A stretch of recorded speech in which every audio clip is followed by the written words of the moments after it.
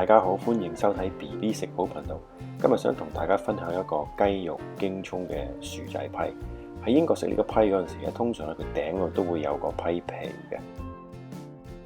咁但係喺屋企，如果你想煮嗰陣時唔想用雪藏嘅批皮，又或者懶啊唔想自己做批皮嘅話，可以跟住呢個食譜係利用簡單好多嘅薯仔去鋪頂。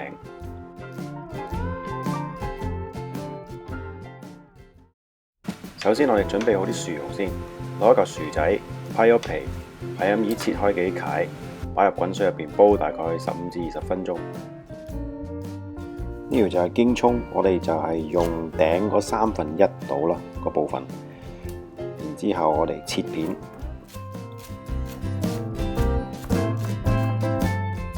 一粒葱頭 shallot， 將佢切成幼粒。俾少少 tips 大家，如果係切，無論係切 shallot 或者係大啲，我哋平時食嗰啲洋葱咧，如果你想切嗰陣時唔想喊咧，就千祈唔好第一時間咧將個頭切咗佢，因為佢令到你喊嗰個來源咧就係切咗嗰個頭嗰個部分。記住下次切嗰陣時咧，就連埋個頭去切，唔好切到個頭喎，到切晒粒嗰陣時，好似我而家咁樣咧，先至掉嗰個頭，咁就 OK 嘅。好，然之後我哋準備一粒蒜頭嘅蒜頭蓉，一條雞柳，將佢切細粒，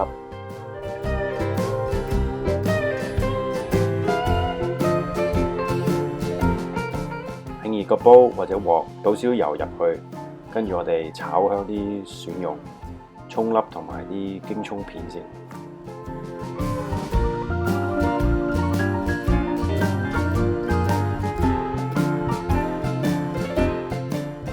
大概炒2分鐘到啦，之後我哋就加入啲切咗嘅雞柳粒。好，啲雞肉炒到外面見到白色啦，跟住我哋就加啲雞湯入去。呢啲雞湯就我自己整嘅，淨係得雞肉同蔬菜嘅啫，又冇鹽冇糖啲咁嘅嘢。份量就大概半杯度。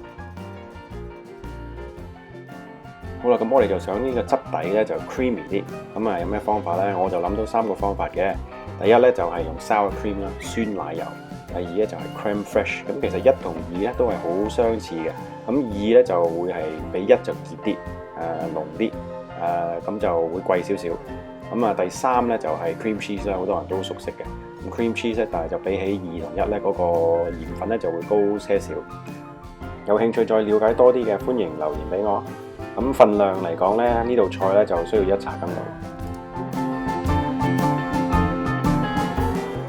再加大概3/4茶羹嘅無鹽牛油，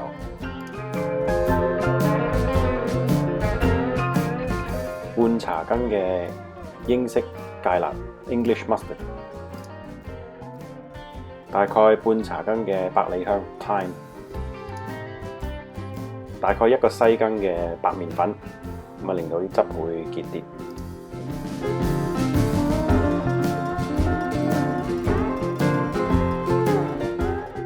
好，我哋煲佢幾分鐘之後呢，就將啲材料倒入一個焗兜入邊。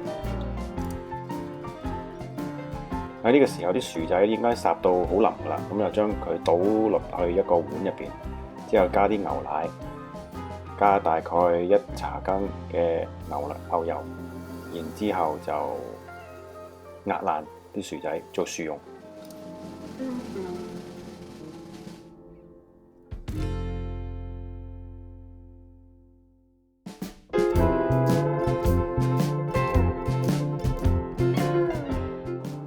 工人姐姐個籮柚可能搶咗嘅，不過我哋盡量專心喺嗰兜食物嗰度。好，我哋將啲薯蓉就鋪喺剛才倒入去焗盤入邊嗰啲食材上面，跟住就揾個刀或者匙羹去冚平嗰啲薯蓉，好似而家咁樣。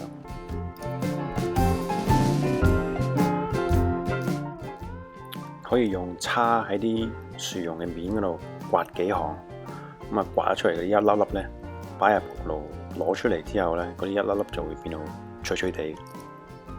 如果想個派嗰個面再脆啲嘅，淋入焗爐之前可以喺個派上面滲一陣 Parmesan。放入200度嘅焗爐，焗大概15至到20分鐘。個面嗰度見到脆啡啡地嘅呢，咁就已經 OK 噶啦。